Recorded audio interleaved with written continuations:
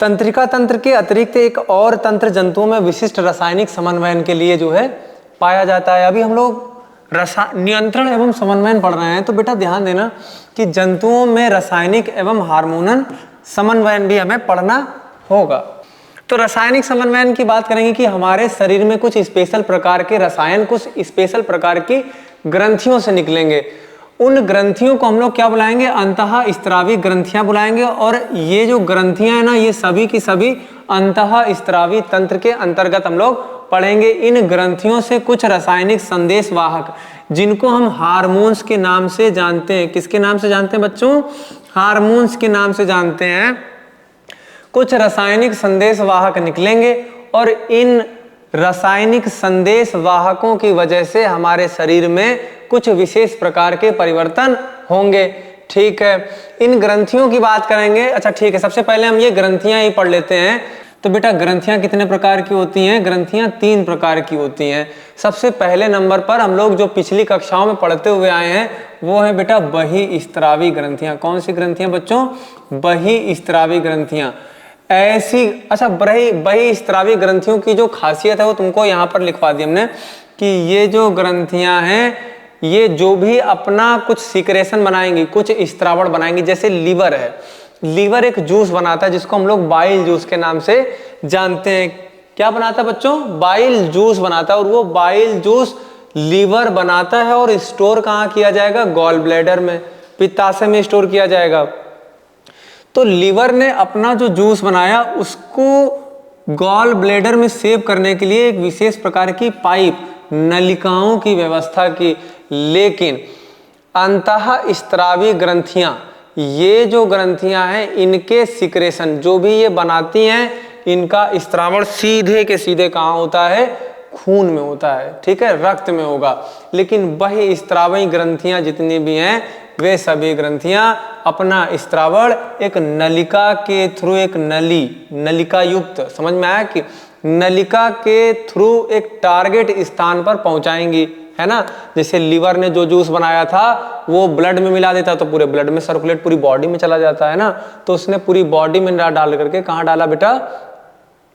Gall bladder में डाला। और जब भी खाना आएगा तो ये गॉल ब्लैडर क्या करेगा? इस जूस को पलटा देगा इस नली में, है ना। बस इतना ही सा काम था। तो ग्रंथियां मुख्यतः 3 प्रकार की होती हैं: बहिस्त्रावी ग्रंथियां, अंतःस्त्रावी ग्रंथियां तथा मिश्रित ग्रंथियां। अंतःस्त्रावी ग्रंथियां वे ग्रंथियां होती हैं जो हार्मोन का सिक्रेशन करती हैं। क्या किसका सिक्रेशन करती हैं बच्चों? हार्मोन का सिक्रेशन करती हैं। कौन सी ग्रंथियां करती हैं? अंतःस्त्रावी ग्रंथियां। और इनका जो इस सिक्रेशन होता है वो सीधे के सीधे रुधिर में होगा। कहाँ होगा बेटा? रुधिर में। ठीक है, और फिर जहां पर जरूरत होगी इन रासायनिक संदेश वाहकों को इनसे संदेश ले लिया जाएगा और ये रासायनिक संदेश वाहक नष्ट कर दिए जाते हैं। इनका संश्लेषण दोबारा नहीं होता है। तो ग्रंथियां कितने प्रकार की हो जाएंगी बच्चे? बताओ जल्दी से। 3 प्रकार की: बहिस्त्रावी ग्रंथियां, अंतःस्त्रावी ग्रंथियां और मिश्रित ग्रंथियां। मिश्रित ग्रंथियां वे ग्रंथियां होती हैं जो बहिस्त्रावी ग्रंथियों का भी कार्य करती हैं, अंतःस्त्रावी ग्रंथियों का भी कार्य करती हैं। ऐसी ग्रंथियों को हम लोग मिश्रित ग्रंथियां बुलाते हैं। बहिस्त्रावी ग्रंथियों से एंजाइम का सिक्रेशन होता है। किसका सिक्रेशन होता है बच्चों? एंजाइम का। वहीं अंतःस्त्रावी ग्रंथियों की बात करेंगे तो अंतःस्त्रावी ग्रंथियों से हार्मोन का सिक्रेशन होता है। किसका सिक्रेशन होगा बच्चों? हार्मोन्स का। ठीक है, और मिश्रित ग्रंथियों से एंजाइम तथा हार्मोन्स दोनों निकलेंगे। जैसे कि हमारी पैनक्रियाज, जिसको हम लोग हिंदी में अग्न्याशय के नाम से जानते हैं। किसके नाम से जानते हैं? अग्न्याशय के नाम से, है ना। अग्न्याशय का जो अगला हिस्सा है वो बहिस्त्रावी है तथा जो अंदरूनी हिस्सा है जिसको हम लोग लैंगरहैंस की दीपिकाओं के नाम से जानते हैं, ये जो हिस्सा है ये अंतःस्त्रावी हिस्सा है और इससे इंसुलिन नाम का हार्मोन निकलता है। अभी हम लोग इसके बारे में आगे थोड़ा डिटेल में पढ़ेंगे। ठीक है, तो तुम लोगों को ये बातें समझ में आई कि नहीं आई? ग्रंथियां कितने प्रकार की? 3 प्रकार की, अंतःस्रावी ग्रंथियां, बहिस्रावी ग्रंथियां तथा मिश्रित ग्रंथियां। अब हम बात करेंगे मानव की अंतःस्रावी ग्रंथियों की। किसकी बात करेंगे बच्चों? मानव में अंतःस्रावी ग्रंथियां। तो भैया मनुष्य के पास भी ढेर सारी अंतःस्रावी ग्रंथियां हैं। कुछ उसके दिमाग मतलब इस तुम्हारे कुछ उसके सिर के पास में है ना, और कुछ कहाँ होंगी? वक्षीय गुहा में स्थित होंगी, कुछ थोरेसिक गुहा में, है ना। अभी हम लोग देखेंगे एक एक करके। तो सबसे पहले हम लोग बात करते हैं पिट्यूटरी ग्रंथि की। किसकी बात करेंगे बच्चों? पिट्यूटरी ग्रंथि की। ये जो ब्रेन है तुम्हारा, ये जो तुम्हारा सिर है ना, इस सिर के पास में उपस्थित ये वाला जो रीजन है, यहाँ पर कौन सी ग्रंथि उपस्थित होती है बच्चों? पिट्यूटरी। इसी को हम लोग पीयूष ग्रंथि भी बुलाते हैं। क्या बुलाते हैं बच्चों? पीयूष ग्रंथि। क्या बुलाते हैं? ठीक है। और या फिर इसको मास्टर ग्लैंड के नाम से भी जाना जाता है। किसके नाम से? मास्टर ग्रंथि। मास्टर ग्रंथि क्यों बुलाते हैं? क्योंकि यह अन्य ग्रंथियों को एक्टिवेट करती है। क्या करती है? इसके द्वारा निकाला गया हार्मोन, किसके द्वारा? पीयूष ग्रंथियों के द्वारा निकाले गए हार्मोन अन्य ग्रंथियों को एक्टिवेट करते हैं। ध्यान देना बेटा, जैसे ही इसका हार्मोन यहाँ पर जाएगा तो एक ग्रंथि होती तुम्हारी थायराइड ग्रंथि, TSH, है ना, थायराइड ग्रंथि को एक्टिवेट करेगा तो ये स्पेशल टाइप का हार्मोन निकालने लगेंगी। इसके अलावा तुम्हारे फॉलिकल स्टिमुलेटिंग हार्मोन, जो तुम्हारे गोनैड्स हैं, जो भी तुम्हारे रिप्रोडक्टिव ऑर्गन हैं, उन ऑर्गन तक भी यही मैसेज जाते हैं, ये रासायनिक संदेश वाहक जाएंगे और उन ग्रंथियों को विकसित करने का भी काम करते हैं। अभी हम लोग पढ़ने वाले हैं।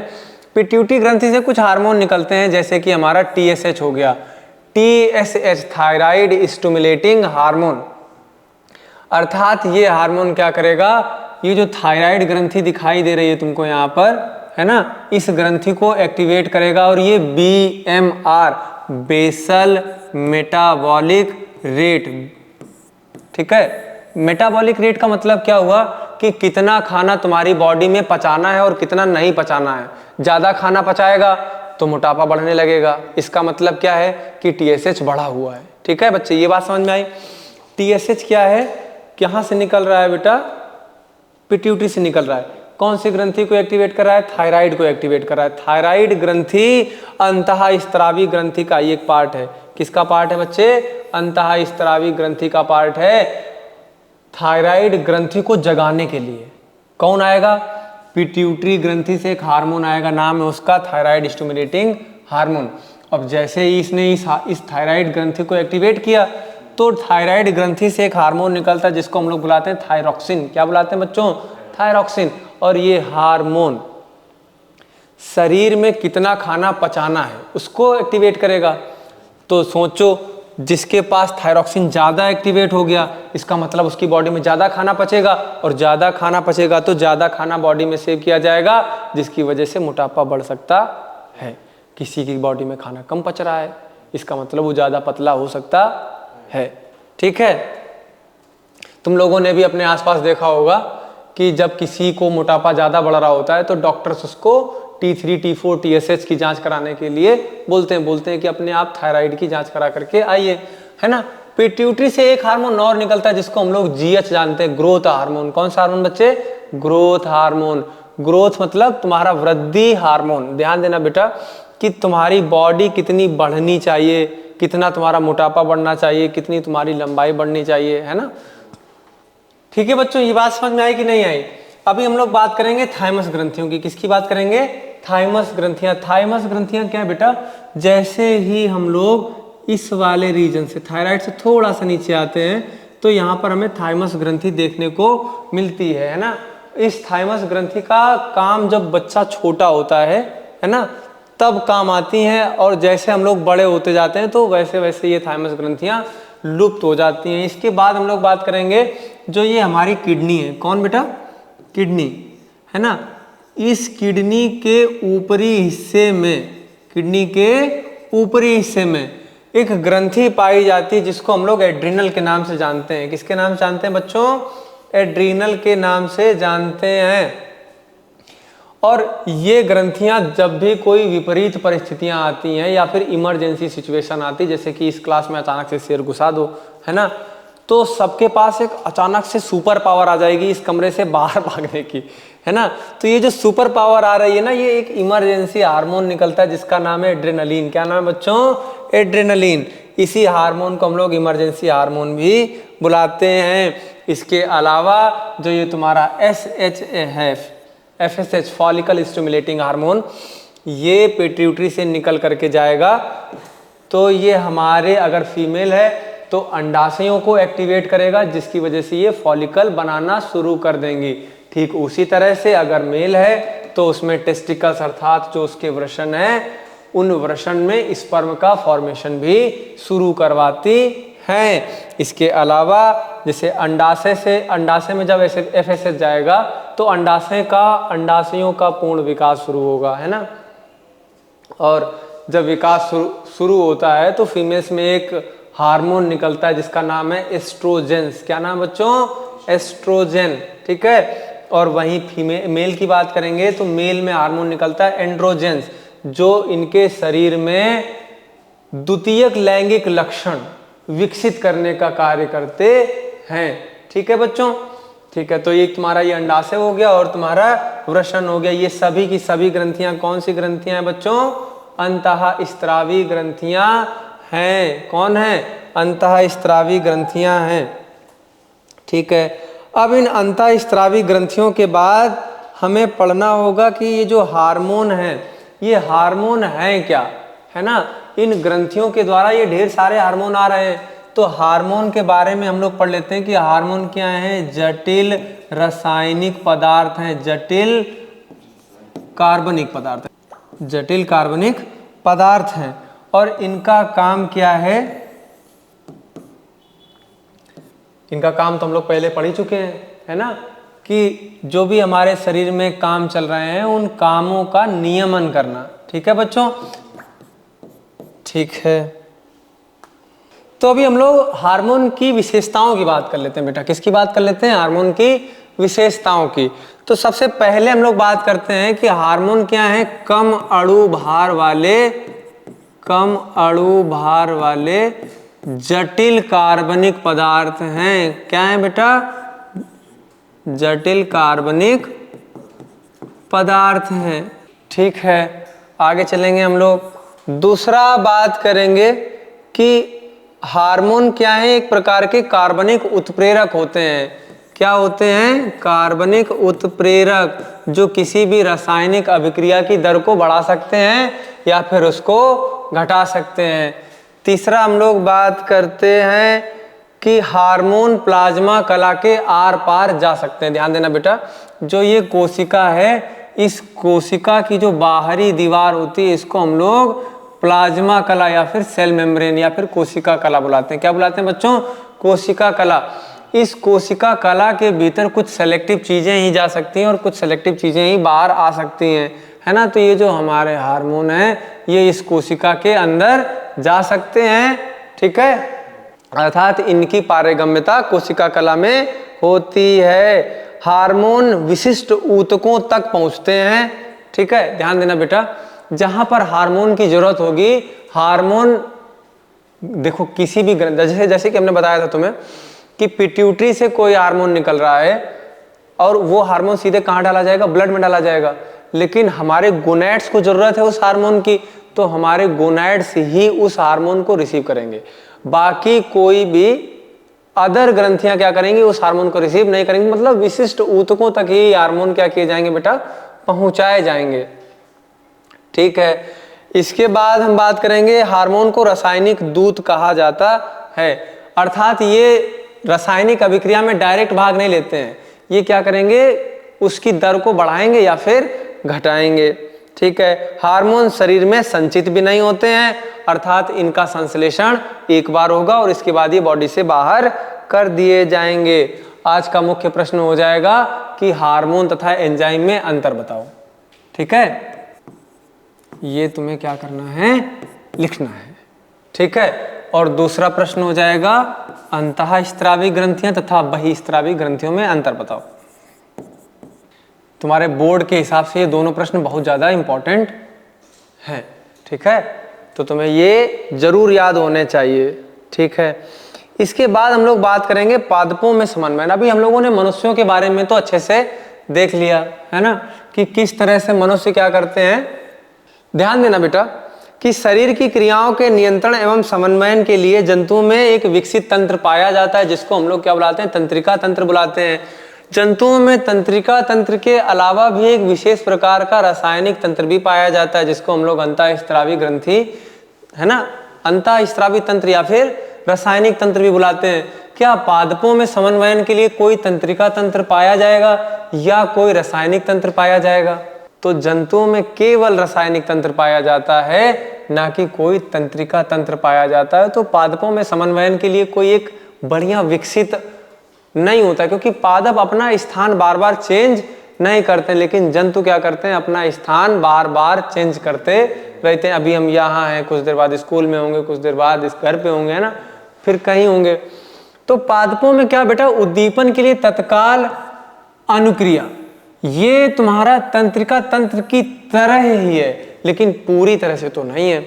जैसे कि अगर हम क्या करते हैं, किसी छुई मुई के पौधे को छू लेते हैं, तो जैसे ही छूते हैं तो हमारा छूना क्या हो जाएगा बेटा, उद्दीपन हो जाएगा।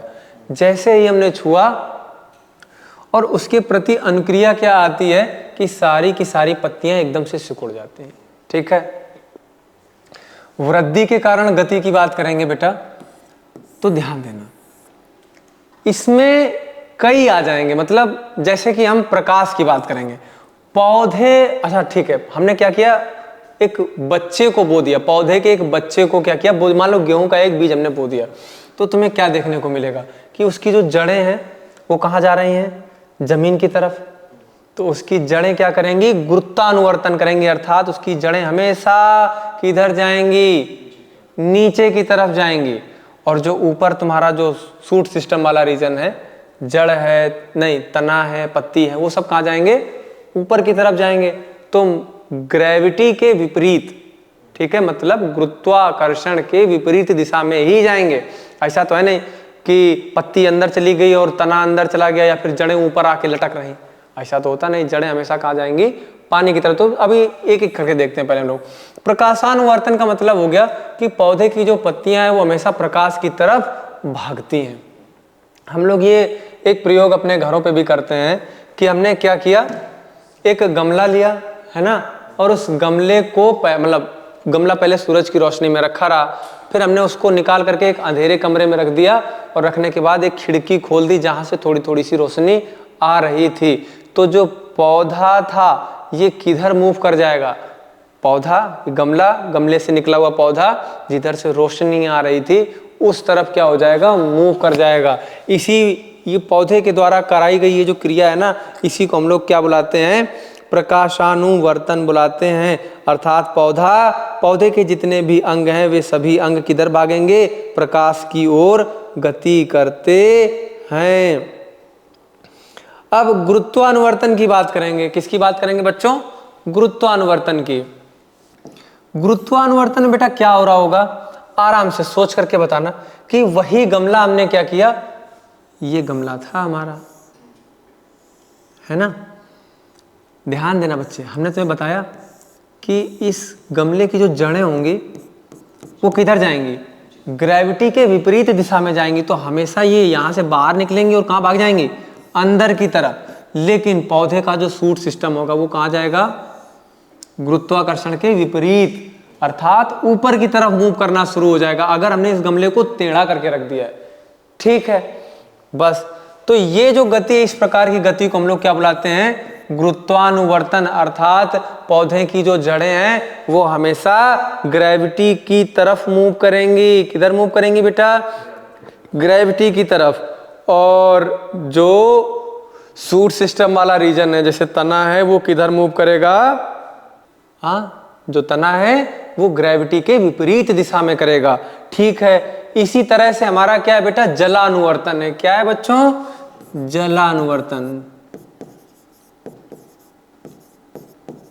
जलानुवर्तन में बेटा क्या होगा कि पौधे की जो जड़ें हैं जिस तरफ, अब ध्यान दो, हमने यही पौधा मान लो रख लिया, जिस तरफ जल ज्यादा होगा मान लो कि इधर पानी बहुत ज़्यादा है तो ये जड़ें इधर ना जाकर किधर की तरफ मूव कर जाएंगी, जिधर पानी ज़्यादा होगा उस तरफ मूव कर जाएंगी। पौधों की इस प्रकार की गति को हम लोग क्या बुलाते हैं?